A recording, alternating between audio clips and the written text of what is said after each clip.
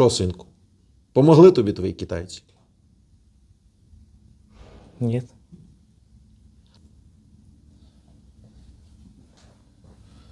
Так, теперь по новой все. Что он себе записывал, а сейчас мы уже для видео. Как зовут вас, представьтесь? Абрамов Андрей Васильевич.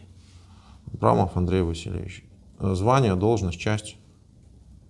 Командир танковой роты, капитан. Войсковая часть 38, 838. 9-й мотоцикловый полк, город Гусев. Угу.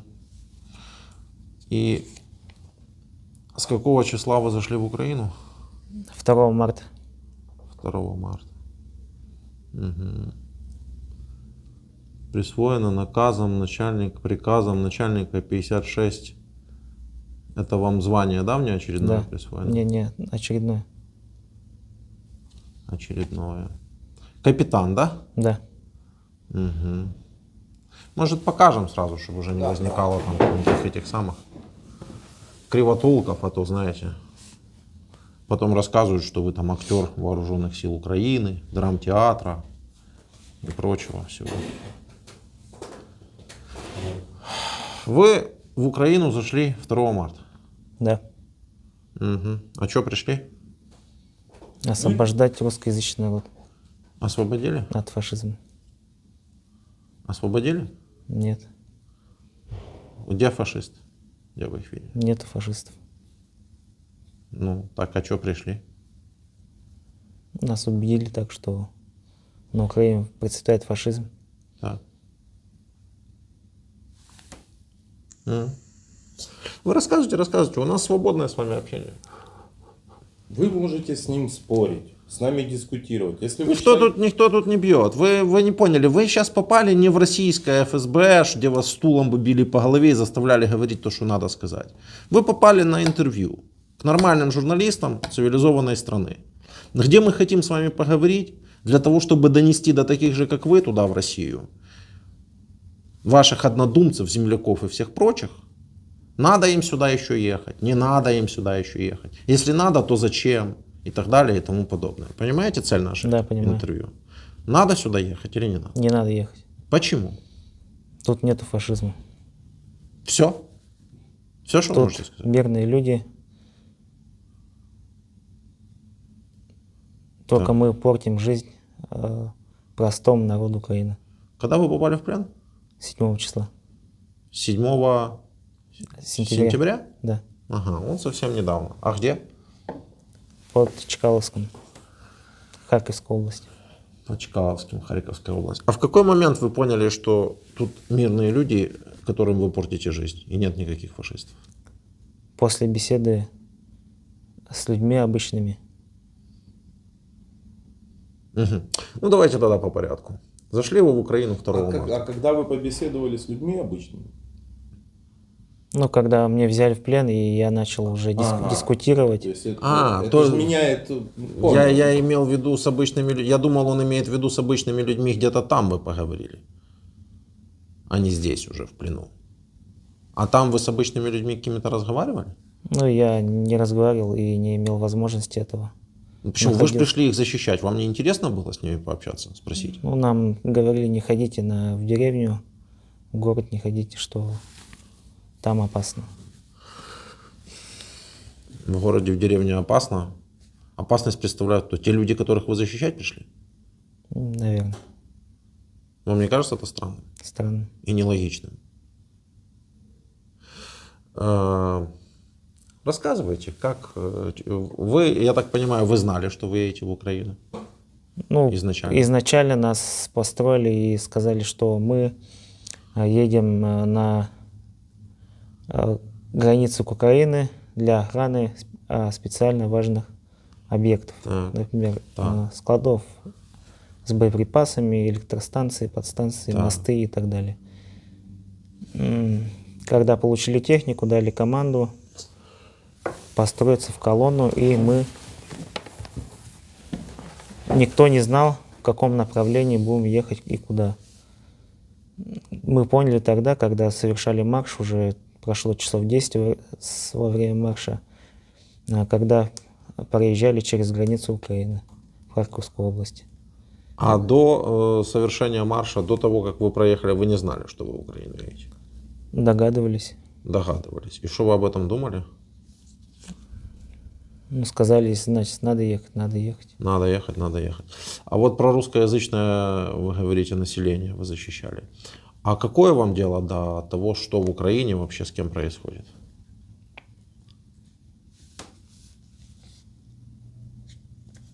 Ну, какое ваше дело, россиянина, российского военнослужащего, что вообще происходит в Украине?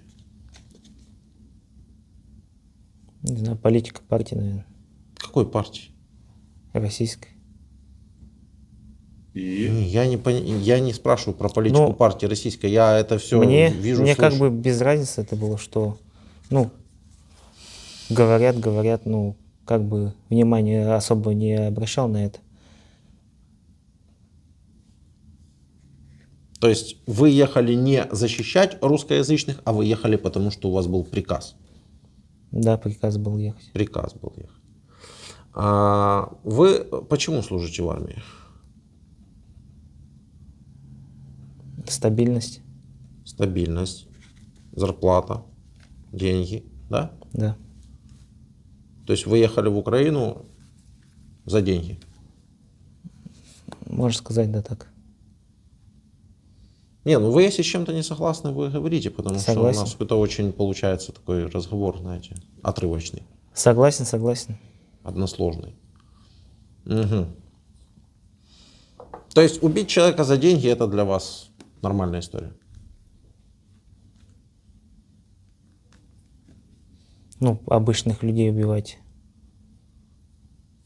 Гражданских нет. Но Так. А военного убить за Воен- деньги это нормальная история. военнослужащий, если он угрожает моей стране, Так. как нам это говорили, ну, это Какой из военнослужащих Украины угрожал вашей стране? И каким образом? моей стране нет, но Донбасс и ЛНР хотели отделиться от Украины. Это препятствовало ваше государство. И Молодой человек, вы в своем уме? Вы адекватно рассуждаете? Ну, вас проверяли там в каких-то комиссиях? Вы проходили вообще это все? да, такая картинка. Да? Вы слышите, что вы сейчас говорите? да, В моей стране кто-то хотел от кого-то отделиться, но моя страна этому препятствовала. это нормально как бы явление. Так чего вы сюда приехали? Ну, в моей стране что-то происходит. В моей стране происходит Майдан, в моей стране. В моей стране там кто-то хочет от кого-то отделиться, переотделиться. Ваше какое дело?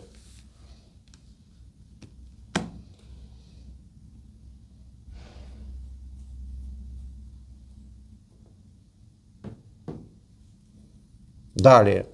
Хорошо. Что вы знаете о Донбассе, о ЛНР, о ДНР? Что вы об этом вообще знаете? История, давайте. Особо точно ничего не знаю, что в 2014 году Так. хотели отделиться от Украины. И всё. Как отдельно. Да, Я понял, и всё. Да, больше всего ничего. Хотели, вам не кажется, что ваши суждения, они очень абстрактные? Да, кажется. Истории не знаю. А что там делали российские войска? Что там делали российские, войска? У вас все время к этому вопросу апеллируют, штатные или не штатные, добровольцы, допустим. Ваша техника, РСЗО, танки. Что они там делали на Донбассе в 2014 году?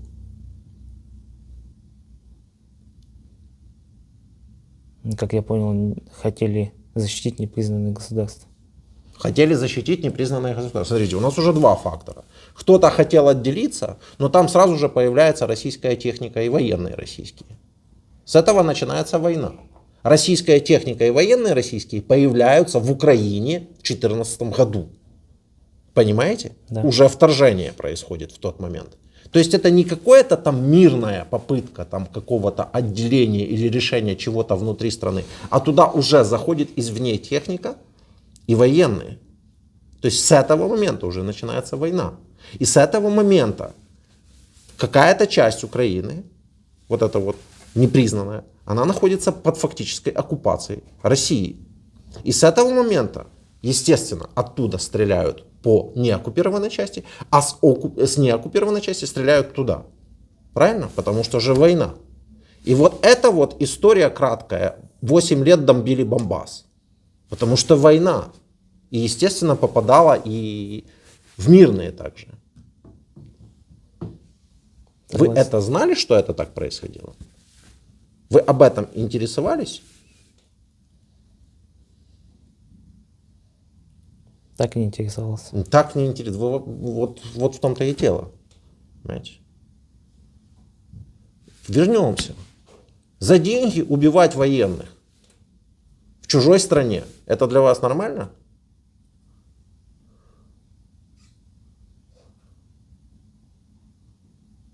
Если мое государство сказало, что они враги, Так. значит, это враги. Все. То есть, если ваше государство вам сказало, что враги, значит враги. Можно я вопрос задам? Да. Если ваше государство скажет спрыгнуть вам с 9-го этажа, Если ваше государство скажет вам застрелить вашу жену, вы будете включать мозги? Да. А почему здесь нет?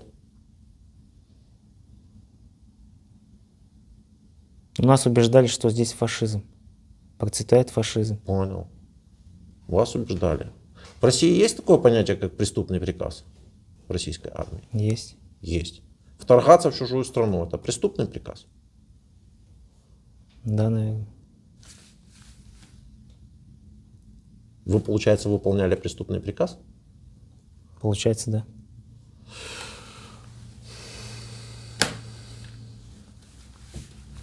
Еще раз бы поехали? Нет. Почему? Вам же сказало бы ваше государство. Мне уже хватило, что я видел здесь на войне. Мгм. А если мне мое государство сейчас бы сказало бы, вот выключить вот эти вот все телефоны, достать пистолет и прострелить вам голову. Это нормально было бы?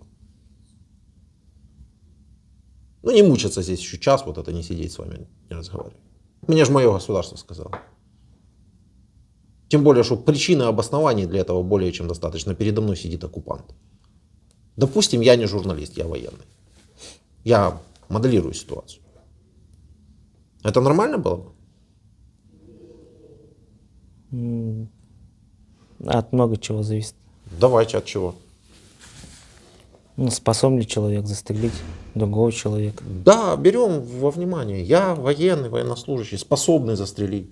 Вот мне мое государство говорит, достань пистолет, прострели ему голову. Это нормально? Ну, за что доказать вину?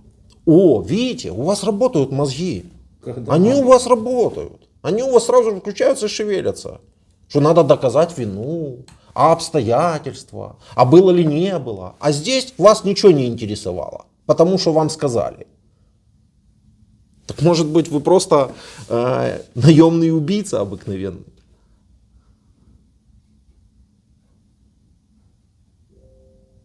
Так получается так. Ну, раз вы совсем согласны и контраргументов не имеете, то это неинтересно. Тогда просто расскажите, как все происходило. Со 2 марта начиная.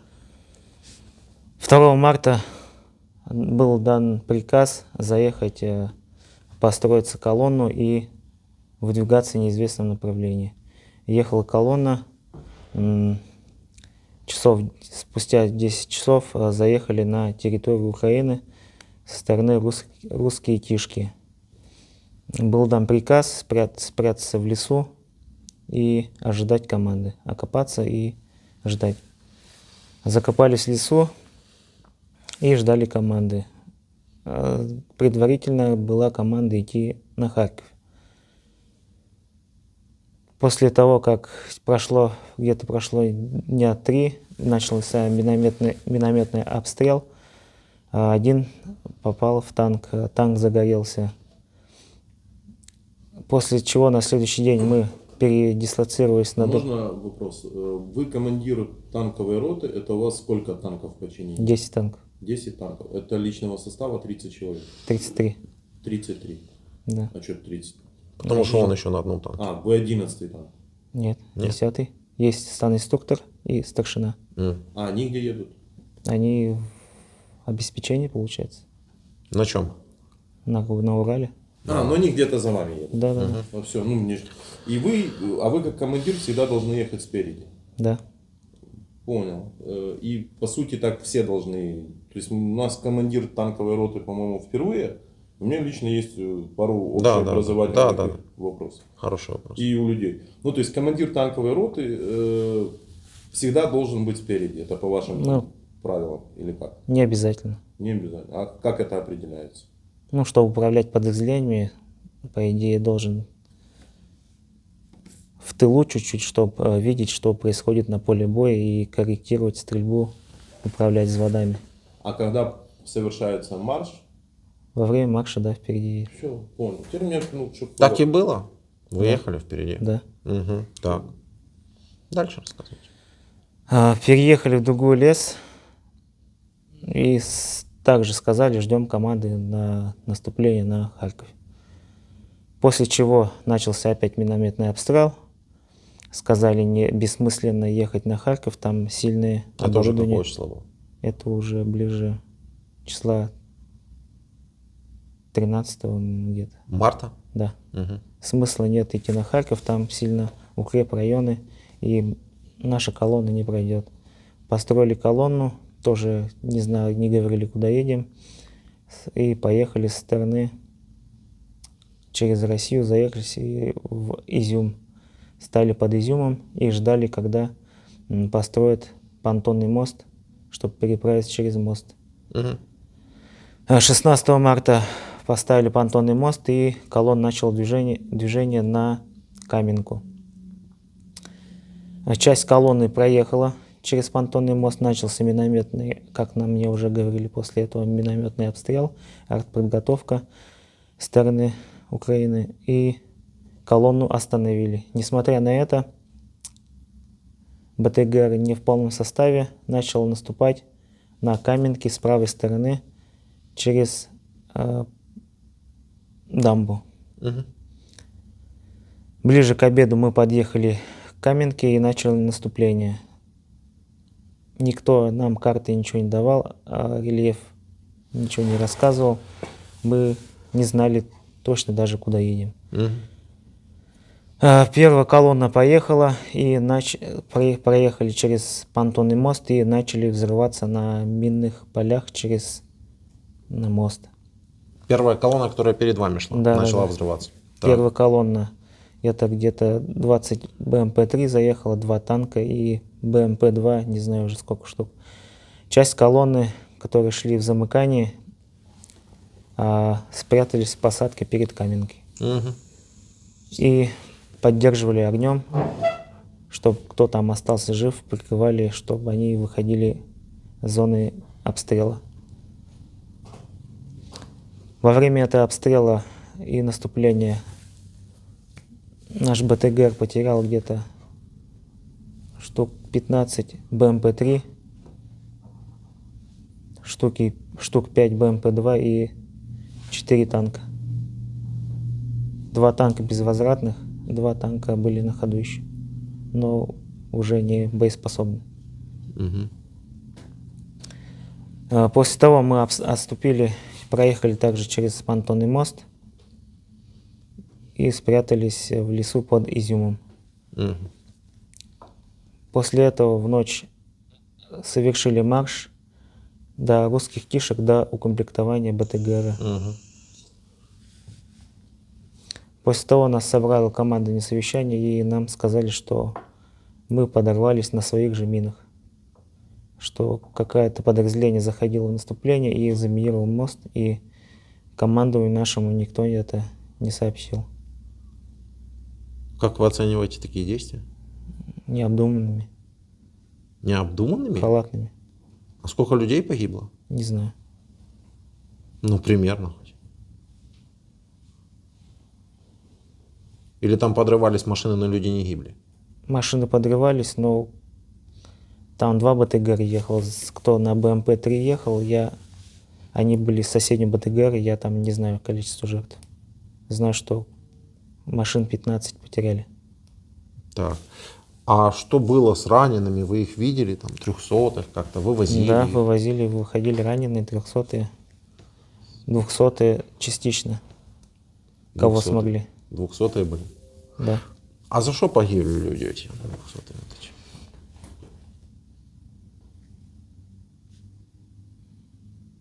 Ни за что. Такого не бывает. Они могут не понимать, за что они погибли, но такого не бывает. У всего есть причина и следствие. Человек погиб. Очевидно, он выполнял тот самый преступный приказ. Понятно. Но кому и зачем это было нужно отдавать такой приказ? Государственные. Так, ну государству понятно, вашему, да, это было нужно. А зачем? Чтобы показать свою силу. Показать свою силу? Могли бы учения провести. Могли. Ну и все. Замечу, они почти 2 месяца ездили. Да. Поэтому тут И так сила. 150-тысячная орда 2 месяца ездила, бряцала. Берешь, просто открываешь там Википедию, не знаю, какую-то, смотришь, сколько у вас чего есть, сколько у нас чего есть. И так понимаешь, что сила за вами. Ну, была, по крайней мере, в начале. Это точно. Сила. Понятно, я знал. Еще какие причины?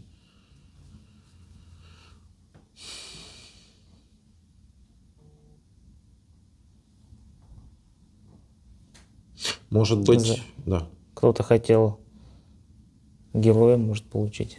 Кто хотел Герой России? Возможно. Ну, допустим, Так, ладно. подожди, у Это нас субъективно. может глобальная концепция меняется. То есть мы же говорили про идею, про идейность поездки, про деньги, там Да, наемник. да. Но суть-то совсем в другом. Может, вы хотели Героя России просто получить? Я Вот. нет. Что-то не понял. Но каждый мечтает, наверное, получить Героя России. Но Да, такими методами я... я понял. А у вас есть дети? Есть. Расскажите о семье, пожалуйста. Я понимаю, что я разрываю концепцию. Просто в хлам. Да, но тут типа, Давай. раз пошла про Героя России.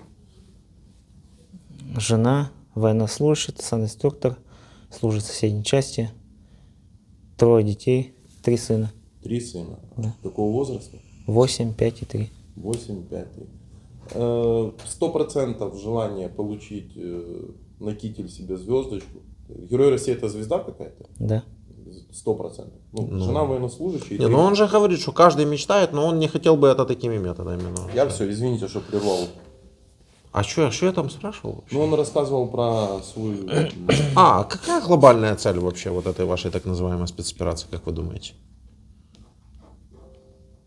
Ну просто рядовой, когда мне на эти вопросы не отвечает, я еще ладно. Ну вы в серьезном звании, в серьезной должности, возраст у вас, жизненный опыт.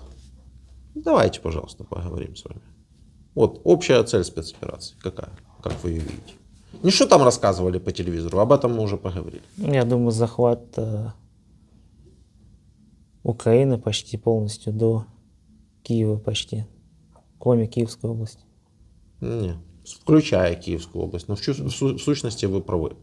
Захват вообще, ну, что происходило 24, 25, 26, 27 февраля и вот до самого начала марта? Даже включая март, что происходило? Где находились российские войска? На территории Украины. Не, это понятно. Под Киевом, что они находились, вы знали? Да, слышал. Вы знали, что несколько танков даже заехало в Киев, смогли заехать? Насчет этого не знаю. Ваши танки находились в 15 километрах от моего дома, где я проживаю. В 15 километрах.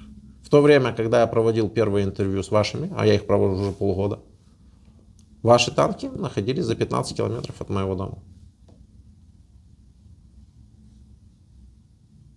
Как же не было цели забрать Киев, если была попытка прорваться в Киев? И даже увенчалась успехом, просто очень малочисленно. Была попытка и высадить десант. И по всем пабликам, и по телевизору у вас об этом говорили. Как же, кроме Киевской области? Была попытка захватить полностью Украину, свергнуть власть, поставить своих. Мне кажется, что товарищ капитан обманывает. Я думаю, он как офицер, тем более Харьков от Киева совсем недалеко. а есть оперативная там связь по-любому Конечно. между штабами. Я думаю, он прекрасно знает про фланги, нападения, стрелочки на картах. Ну, зачем? То есть мы с вами же говорили 10 минут назад, мы уже записали 400 интервью. Мы разговаривали и с подполковниками, и с майорами. Я не верю в то, что вы мне говорите, что вы не знали, что танчики стояли под Киевом. И были, Не, я слышал, что О, стояли. Видите, уже слышали. Я Не, он слышал. говорил, что он слышал, но слышал это, знаешь, как слышал звон. А неужели у вас не было более подробной информации? Не было. Помимо того, что слышал. Ну, а с людьми общался, которые даже ехали в сторону Киева и не встречали на своем пути никакого сопротивления. И были ошарашены, что как так вообще может быть. Ну, может так быть. Не было чем обороняться. Нужно было дать возможность зайти. Не было чем обороняться по такой большой линии фронта. Были локальные сопротивления, конечно. Потом пошел серьезный ответный удар, что и заставило их уйти. Не только из Киевской области, но и из Черниговской, из Сумской. Ну вот Харьковской сейчас уже вот вы перед нами достояли.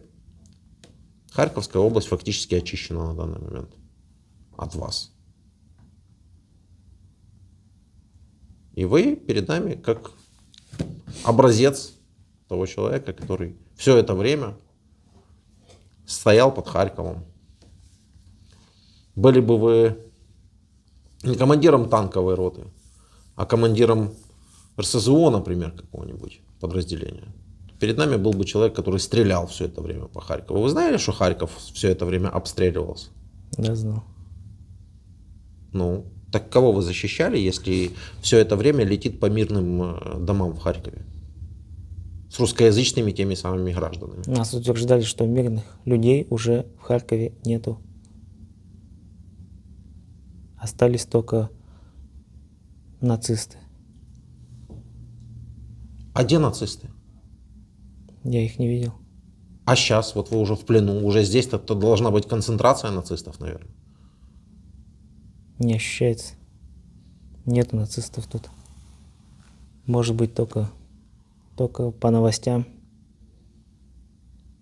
Не, слушайте, по новостям я вам могу и у вас показать людей с ультраправой символикой, со свастиками, со всем остальным. Показать? Зигующих, бегающих по России. Интересно? Нет. Неинтересно. Впервые, кстати, нам говорят неинтересно. Не, ну вы видели это? Что вы говорите неинтересно? Да, слышал. Видел. Слышали, видели? Ролики видел. Ну, так просто, ну, такое, то, что вам крутят про нас, то же самое оно есть и у вас. Это ничего не объясняет. Это всякие субкультуры.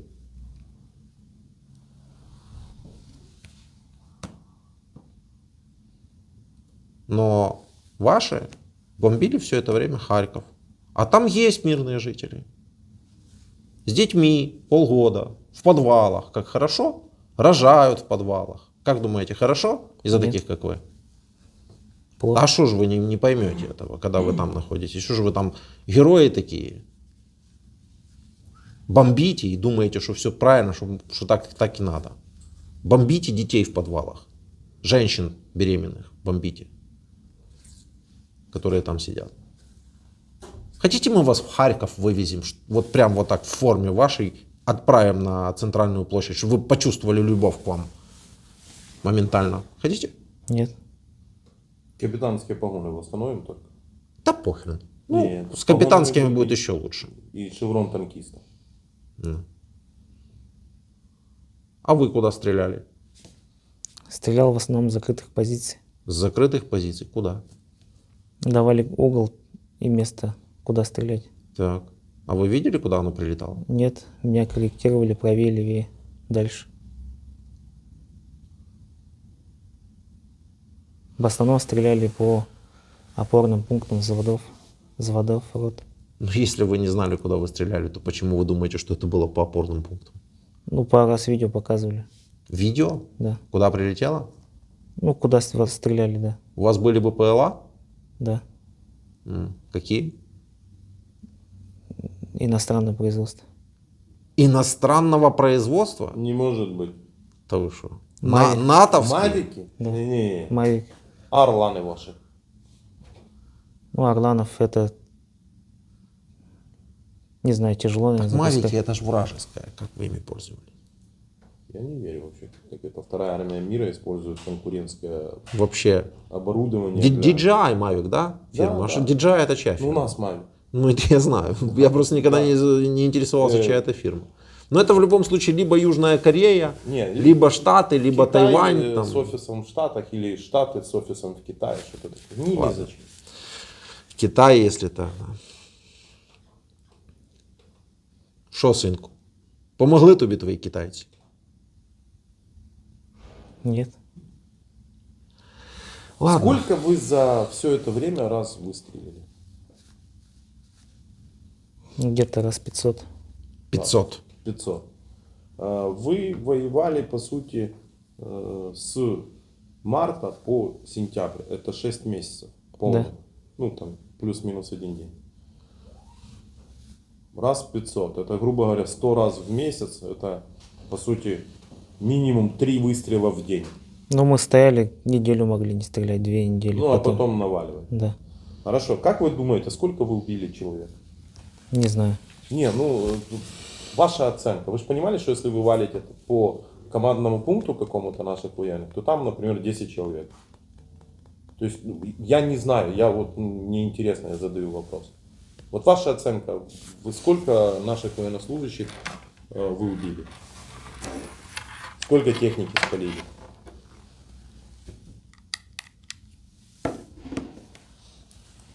Спалил, точно видел, что уничтожил 2 БТР или БМП. И по позициям стрелял, я уже там не видел, сколько там жертв. Когда танк попадает в БМП, экипаж погибает? Скорее всего, да. Сколько человек в БМП находится? Ну, если она спешенная, без пехоты, получается механик, наводчик и, может, командир сидит. 3 Представляю, как Три. радовались, да, наверное? А если с десантом или с пехотой? Десантом плюс еще 10 человек примерно. Плюс 10 человек. Когда стреляли по позициям? Ну, уже здесь, получается, под Балаклей, Чкаловск. Да. То есть... Можно так поставить вопрос, чтобы я просто понимал, как обыватель. В каких населенных пунктах или под какими населенными пунктами вы за все время находились? Под Каменкой. Так, Каменка. Сколько километров до Каменки? Ну, я заезжал в Каменку. В Каменке заезжал. Да. Так, дальше. Потом отъехали от Каменки. Русские тишки просто стояли там. Русские дишки просто стояли, так. И заехали в Чкаловское, Чкалов. Граково. Граково? Да. Угу. И все. Будучи в этих населенных пунктах, вы стреляли, правильно? Я понимаю, именно. По домам там не стрелял. в Не, не по- Чкаловск, не по там домам. Никого не было. Не по домам. Не, там это просто густонаселенный регион. Да. Я не знаю, конечно, каждое село расположение, но я знаю, что дальность полета вашего танка, как нам говорили, ну, снаряда, где-то примерно 4-5 километров. Ну, дальность прямого выстрела. Дальность прямого выстрела. Да. Мгм. А если навесиком, то получается больше можно. Да. То есть еще больше можно, получается. Вот. А там от населенного пункта до населенного пункта просто нет расстояния. Ну, они, как правило, один Ну, переходит в другой. Но. И вот, находясь в том же Чкаловском, например, откуда у вас уверенность, что вы стреляли куда-то по позициям или в поля, а не в другое село? Ну, я примерно по карте ориентируюсь, какой угол примерно, где, какой населенный пункт примерно где находится. Мгм. И стреляли примерно не по населенному пункту, а или по окраинам, вблизи, где могли быть взводные опорные пункты взводов рот противника. Ну, тут такое дело, у нас люди просто смотрят из этих же вот сел, да, которые могут мне написать после просмотра нашего видео, что я вот как раз находился в таком-то селе возле Чкаловского или других сел, в которых выгнали. И ко мне как раз, и по мне как раз прилетала с танка. И по мне или у кого-то там семью убило, да, соседей убило у кого-то. У кого-то просто дома разрушены и так далее, и так далее. Как вы думаете, может стоит вам очную ставку с этими людьми устроить? бы они с вами побеседовали? Я просто пытаюсь объяснить вам, что вы армия убийц. Если вы этого еще не поняли до сих пор. Вы пришли на чужую землю для того, чтобы просто сравнивать с лица земли целые населенные пункты. И это происходит. То же самое происходит с целым огромным Харьковом, огромным городом, на котором живого места нет. А вам рассказывают, что там нет мирных жителей. А там есть мирные жители. Понимаете как? Понимаю. Вся информация, которую вам доводят, она является неправдивой. Она является не просто неправдивой, она является полностью лживой. Показать вам пример того, что показывают вам по телевизору. Вот свежее, чтобы мы с вами далеко не ходили, вот свежее, вот я прошлое интервью смотрели, оно мне пришло случайно. И, открылось в ленте, так я его сразу же запостил. Вот послушайте внимательно. Безусловно, самое, наверное, важное, что произошло в эти сложные, прямо скажем, для нас дни, это абсолютная ясность, которая наступила в фундаментальных вопросах, по поводу которых еще шли дискуссии в течение полугода. Первое. Цель войны с нами. Вот Украина одержала только очень скромный военный... Вы услышали что-то странное в этом предложении? Войны против Украины. Нет, это же российское телевидение. Он говорит, цель войны с нами. Это странно или нет? Странно. Почему это странно? С нами. С кем? С нами. Сами с собой, что ли? Нет, он говорит о Украине. Цель Украины войны с нами. Странность предложения заключается в том, что мы с вами воевать вообще-то не пришли, как вы заметили, а пришли вы сюда воевать. И вы, будучи оккупантами, теми самыми нацистами, теми самыми захватчиками и убийцами, у себя по телевизору поднимаете вопрос о цели нашей войны с вами. Какая еще может быть цель? Вы пришли на нашу землю. Если вы можете там 300 лет говорить про Донбасс, про все вот это вот. В Харьков вас-то точно уже никто не звал, где вы находились. И у вас по телевизору говорят, цель войны с нами.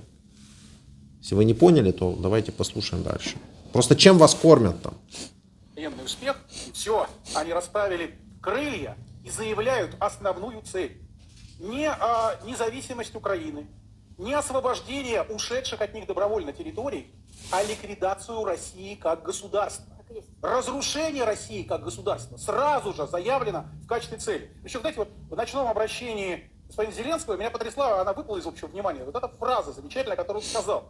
Мы предпочтем остаться без света, без газа, без тепла, в полной темноте, дружбе и братству с вами. То есть глава государства. Зеленский действительно сказал это. Но они забывают сказать, почему это сказал Зеленский. Как вы думаете, почему Зеленский сказал, мы предпочтем сидеть без воды, без газа и без света, но не будем дружить с вами? Почему Зеленский так сказал? Потому что убиваем здесь мирных жителей. Это понятно. Но дело в том, что после того, как вас выбили из-под Харькова и из Харьковской области... Что сможете без России? Нет.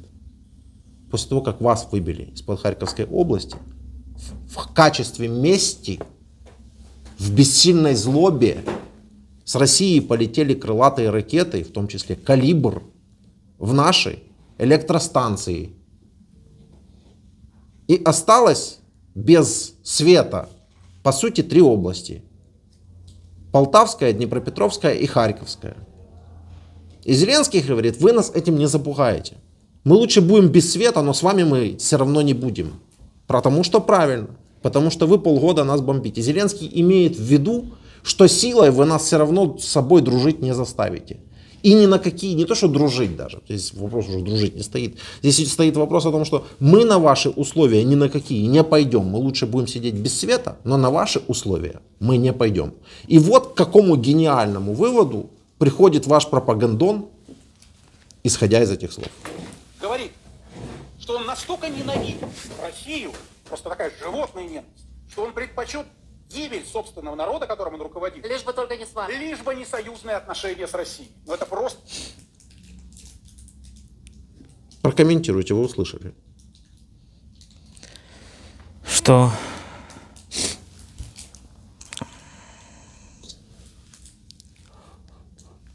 Но вы капитан, я рядовым такого не ставлю. Что он понял из слов Зеленского? Что Зеленский ненавидит до такой степени Россию, что он предпочтет гибель своего народа, Да. нежели... А скажите, пожалуйста, а при чем здесь гибель народа вообще? В чем здесь это все? По поводу ненависти Зеленского она абсолютно обоснована, просто они об этом не говорят. Почему Зеленский ненавидит? Почему Зеленский так говорит? Вы уже давали ответ на этот вопрос. Потому что вся Украина ненавидит, потому что мы действуем как оккупант. Потому что вы бомбите Украину банально полгода. Мне задают вопрос россияне, почему ваши люди с такой ненавистью пишут комментарии в пабликах? Да потому что бомбят нас полгода. Видите, у вас домашние животные есть? Нет. Нет? Ну а вообще собачек, там, котиков любите такое? Да. Да? Ну, представьте, что у вас есть собачка. Представили? Да. И вот какой-то человек пришел, ее убил. Вы ее любили. Он ее убил. Вы бы как к этому человеку относились? С презрением, конечно. С презрением, да. А тут еще целая страна за ним, которая говорит, правильно, правильно, так и надо убивать этих собачек. Убивайте их собачек. Вы бы, наверное, им ответили бы, да, что вы что, ненормальные, вы конченые. Вы бы ненавидели бы, наверное, таких людей, да? Да. А теперь представьте, что это не собачка, а женщины беременные, дети. И их убивают на протяжении полгода. Как у нас есть поводы вас ненавидеть? Есть. Так о чем говорят эти люди? Ну это же Что? ваш телевизор долбанный. Просто перевернутая реальность. Надо Наглухо. убивать украинцев и дальше продолжать это делать. Они говорят о том, что Ну, надо дальше продолжать Ну, убивать. я понял. Все верно.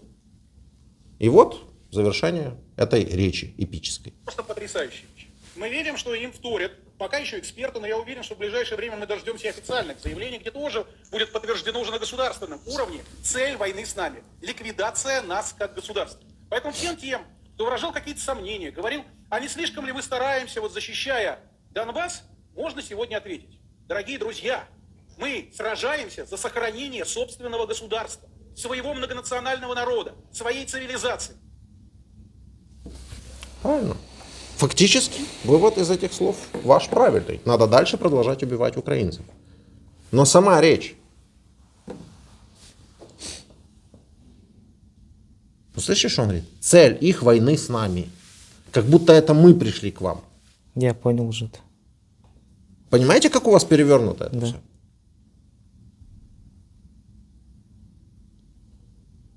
Мы к вам пришли. Нет. Я на танке стрелял в ваши дома. Или там по позициям, или неважно куда. Я? А вы стреляли в мои. Вы стреляли в людей, которые защищают свою землю.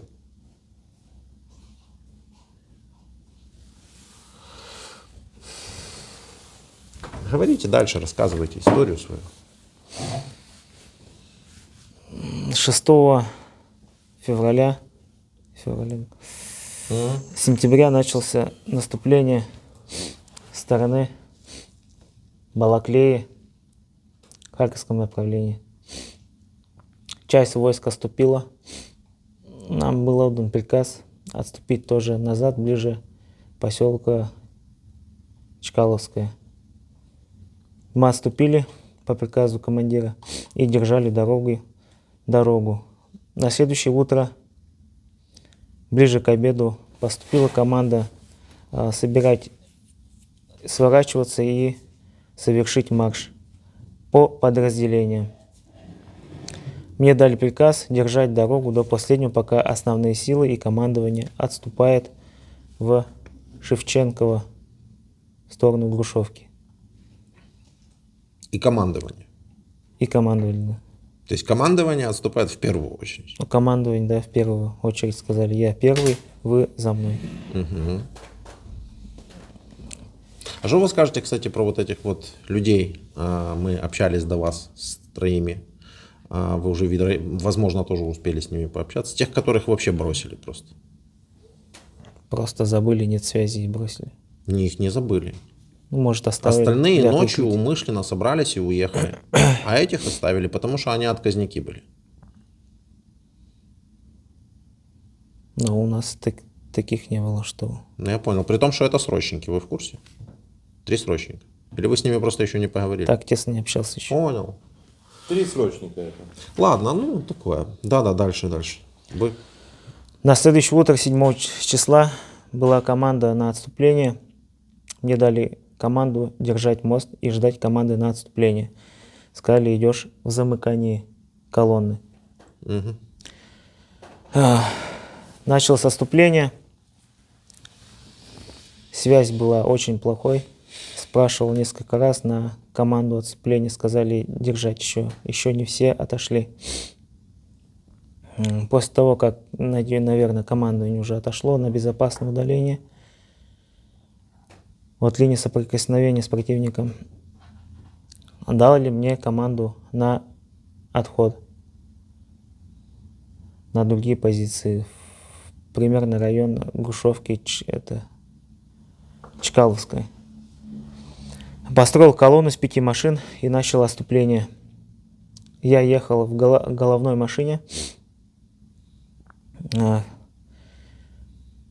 Проехали где-то километра 3, не было ничего, все было тихо. Подожди, а когда вы охраняли этот мост, вы стреляли? Мост, никого не было. Движения не было. Нет, мост, дорогу держали. Когда вы дорогу держали, вы стреляли? С тыла нет. Угу. Ну, никого хорошо. не Вы было. ехали в головной машине. Проехали километра 3 и резко начался обстрел справа, слева и с фронту. Попали, как получается, в карман. Буквально дал команду к бою противник с фронту. После чего, как дал команду, в мою машину прилетела ПТУР предварительно. Моя машина загорелась. Пытался связаться с механиком-водителем. Механик-водитель не отвечал. При выстреле при попадании ПТУРа у меня приоткрылся люк, люк открылся командирский. И я вышел с машины, упал сзади машины, отполз маленько, и была плотная стрельба, не знал, где свои, где чужие. Смотрю, едет танк, думал за мной, но машина не притормозила, наверное, меня не видел, я был в кустах и проехалась по моей левой ноге. И я вроде потерял сознание. А как же вы ходите, вот вроде бы все нормально? Прихрамываете, да? Болевой шок был, да. Ага. Ну ничего не поломал. Машина проехала Не знаю, по ноге, но вроде, ничего не поломала. не знаю, вроде нет. Не, Земля мягкая, чернозем. Земля просто, нога вдавила землю. И, видим, таких значительных повреждений нет. Угу. После того, как закончился бой, во время боя я прятался в кустах, потому что у меня не было ни боеприпасов. Осталось все в машине, еле успел выпрыгнуть. Машина сдетонировала. Я отполз на безопасное удаление и ждал подкрепления, что ли, с своей стороны. Сказали, в нашу сторону во время совершения марша к нам едут резервы. Так как нам говорили,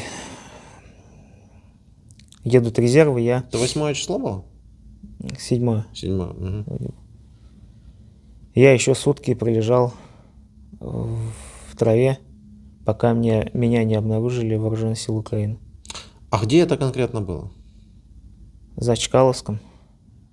Трасса шла в Шевченково. В Шевченково. Да. Угу. Понятно. Вам предоставили медицинскую помощь? Да, предоставили. Нацисты? В полном объеме, даже чересчур.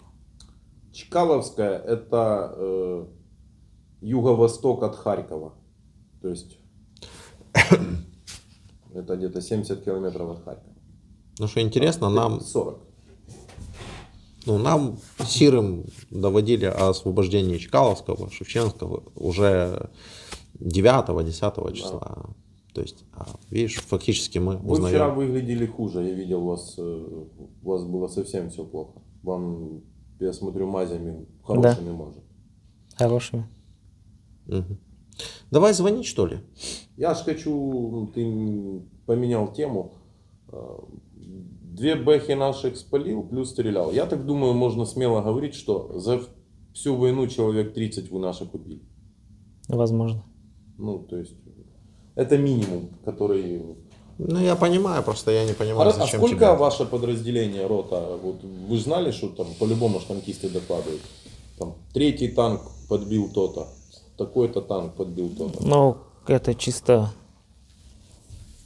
к нам, чисто на линию фронта никто из техники не подъезжал близко на прямой выстрел. А ваши танки тоже сделали там по 500 где-то выстрелов? Ну, плюс-минус. примерно, да. 10 на 500, 5000 снарядов. 5000 снарядов в оппозиции. Да, потому что некоторые пишут, это невозможные числа. Возможные числа, очень даже возможно. Поэтому... Что вы можете передать другим офицерам, солдатам, которые сейчас находятся в Украине и которым сейчас вот парят историю про фашизм, еще про что-то? И они собираются ехать в Украину. Что вы можете им передать? Что на Украине нет фашизма и не Добрый стоит это... Меня зовут Дмитрий, Ехать я на Украину. журналист из Потом Украины. Ваш муж в плену, вы с ним будете разговаривать? Да. Разговор будет записан и опубликован.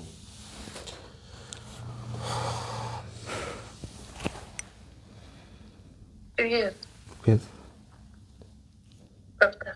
Ты цел? Да? Да, цел. Руки, ноги не на ранен? месте. Не, лицо чуть и нога. Все нормально. С ногой что? Ушиб.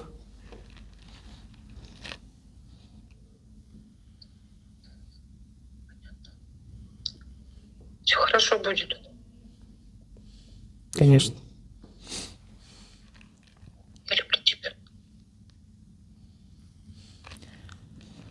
Я тоже, как дети?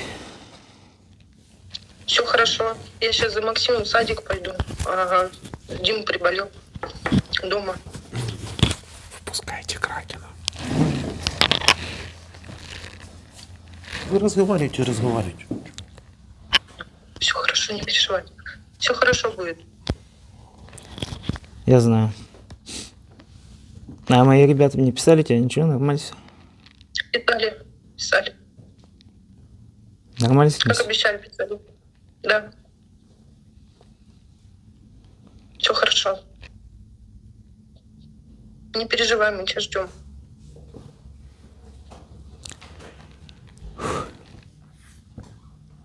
Люблю тебя.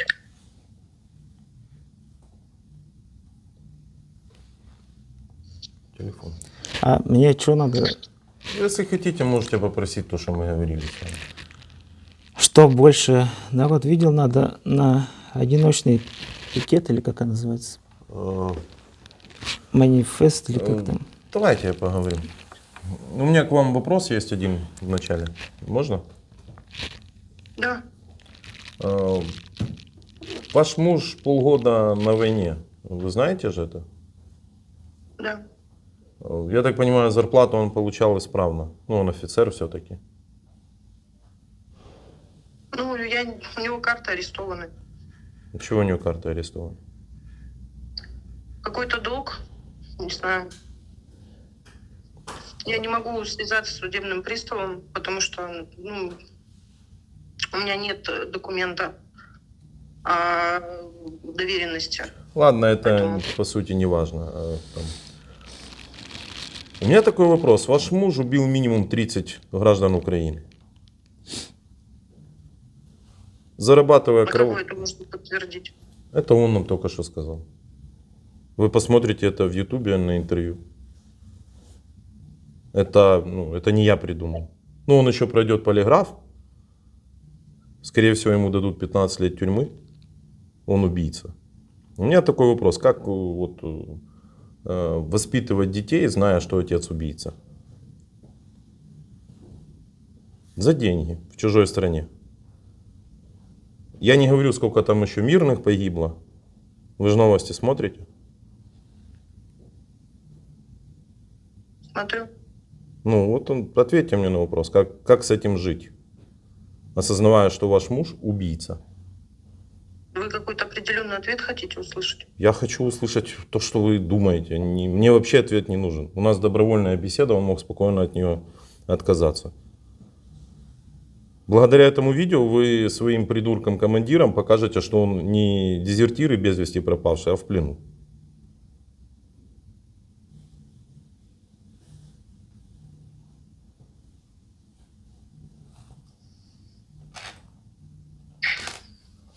Ладно, ну она говорит, что смотрит Можно мне еще минутку? Да, пожалуйста. Не, вы с ним еще поговорите, мне просто интересно. Что там? У нас на YouTube-канале уже более 400 интервью записано с вот такими вот убийцами, насильниками и мародерами.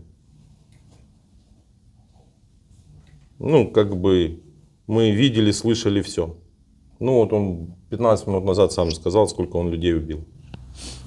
Подумайте, мы никуда не спешим, а он тем более никуда не спешит, поверьте. Подумайте, что, о чем? Ну, как ответить, если хотите. Или, ну, можете не отвечать. Не хочу отвечать.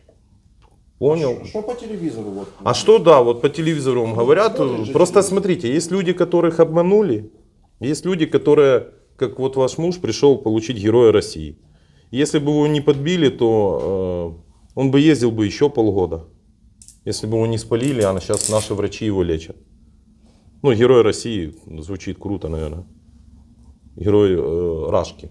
У нас так называется. Рашкастан. Рабзия. Рабзия, да, подсказывает коллега. Так, в принципе, если вы хотите помочь, чтобы он попал на обмен, посмотрите сегодня в 20 часов по Киеву, я не знаю, где вы находитесь, будет ролик. Мы предлагаем женам, матерям выйти с плакатом, где написать правду. Верните моего, как вас звать? Андрей, Верните моего Андрея домой. Поменяйте его на украинского военного. Вот и все. Если Я ва- поняла, можно мне с мужем пообщаться? то можно, общайтесь.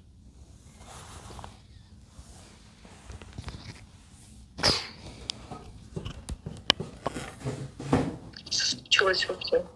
Андрюх, все хорошо будет. конечно.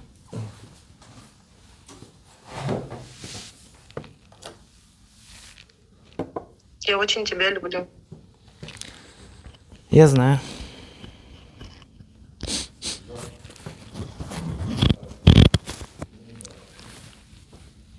А как мне сказали вообще? Что там сказали? Что я без вести пропал или как?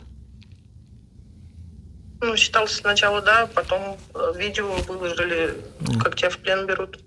Я понял.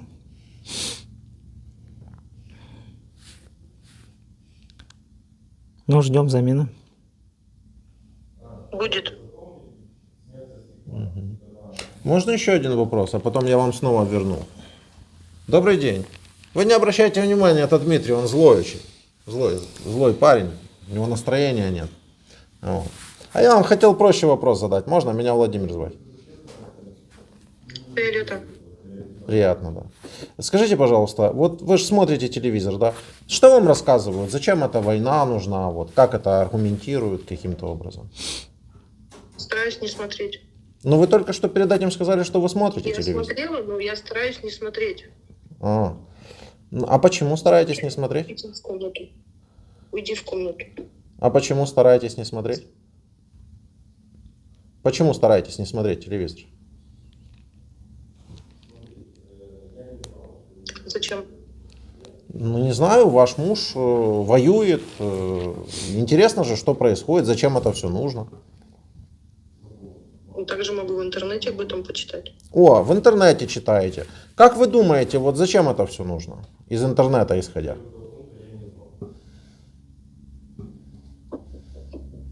Простите, пожалуйста. Да, ничего, мы не спешим. Мы уже везде успели. Вы тоже.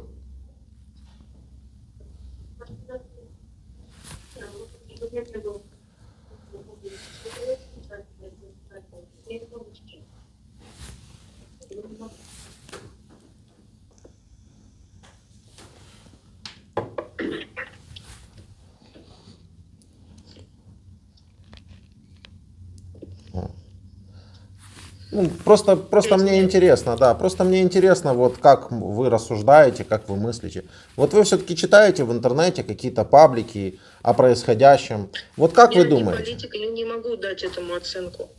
Извините, а у вас что, у людей мозги работают только у политиков? А вы считаете, что это не политика? Что именно? Когда людей убивают? То, что происходит. Когда полгода бомбят страну? Ну а что это? Это война. Из-за чего? Ну так я вас спрашиваю. Если хотите, я вам могу рассказать, из-за чего. Но я вас спрашиваю, потому что... Не надо мне рассказывать. Ну так, а вы мне как... обещали поговорить с мужем. Так Пожалуйста, вы... можно мне пообщаться? Не, я понял. Можно вам пообщаться, но я хочу вам задать вопрос. Вот вы в России там кричите все в своих пабликах, надрываетесь, разрываетесь, что нужно убивать украинцев и так далее. Вот я хочу понять, из-за чего вы нас так ненавидите? Вы обобщаете, и вот я что ли это пишу? Не, я понял. Вот, ну, а как вы думаете? Мне интересно, как вы думаете? На вашего мужа это никак не повлияет. Ваш муж обменный фонд. Все, он сидит в Какая плену, разница, все. как я думаю? Ну, Какая никак. разница, как я Разница думаю? большая. Что вот это даст мой Ну. ответ? Он ничего не даст. Очень много даст, очень много даст. У вас есть мнение в России такое, что от людей ничего не зависит, а у нас другая информация. Мы знаем, что от людей многое зависит, и от их мнений тоже многое зависит. Понимаете? И вот мне хочется понять, как вы мыслите, как вы рассуждаете, зачем это нужно все. Дайте мне на минутку мужа, пожалуйста. А вы не можете мне ответить на мой вопрос? Я хочу мужа увидеть. Можно? Так я же только что давал вам мужа увидеть. Я полгода его не видела, дайте мне его. А у посмотреть, нас пожалуйста. в плену в России находятся тоже люди, которые полгода своих не видели, но им никто не дает своего мужа видеть. Понимаете как? В чем дело? У нас же женщин беременных, детей бомбит ваша страна полгода. А я не могу добиться от вас, от жены танкиста, который выстрелил 500 раз по Украине, ответа. Зачем это нужно? Не могу добиться ответа. И пока я его не добьюсь, вы с мужем дальше говорить не будете. Андрюх, я люблю тебя.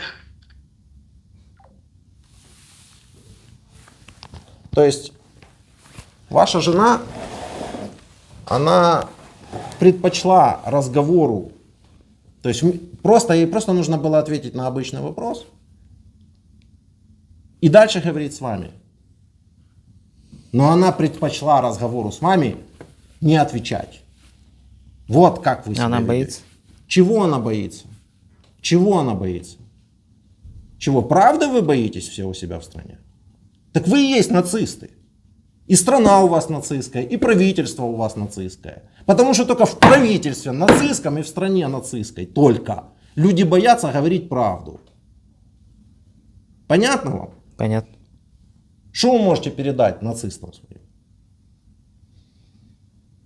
Что надо заканчивать войну, не надо воевать, надо вводить войска и мирно решить все проблемы. Есть А вопросы? как это мирно решить? Ну, он же сказал, выводить войска, все правильно. Выводить войска это и есть. Если они выведут войска, то все проблемы закончатся сразу же, в мгновение ока. Просто возьмут и закончатся. Все, больше ничего не будет. Их бы и не было, если бы они сюда эти войска не заводили. И вы бы здесь не сидели бы. Вообще бы ничего бы не было. Проблема в том, что то, что происходит, это правда, и вы это прекрасно знаете.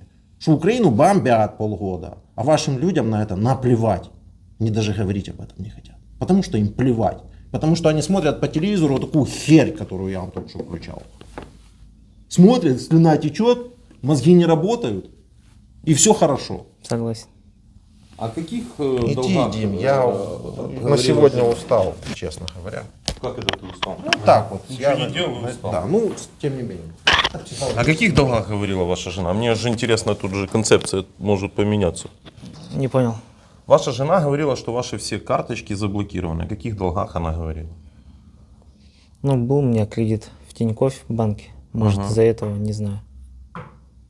Потом я не мог уже... А сколько вы должны были получать денег, будучи здесь, на войне? Обещали 58 или $68 в день. $68 в день. $2000 в месяц, 6 месяцев, типа уже ты заработал $12 000. Красавчик, да? Короче, мое мнение следующее.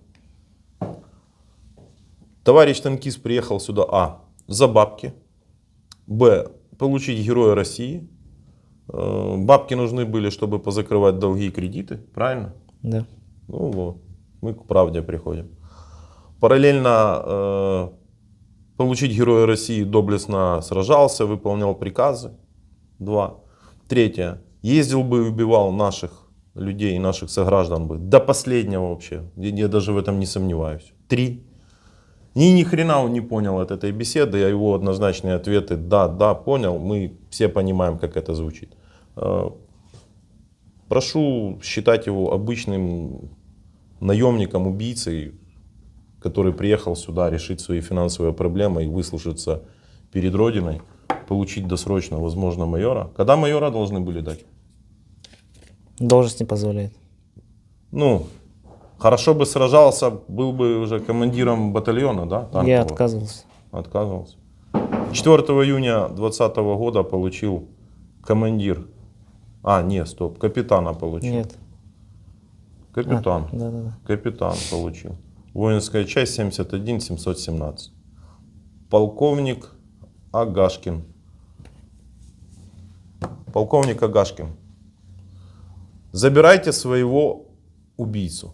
Он нам не нужен. Отдайте наших людей.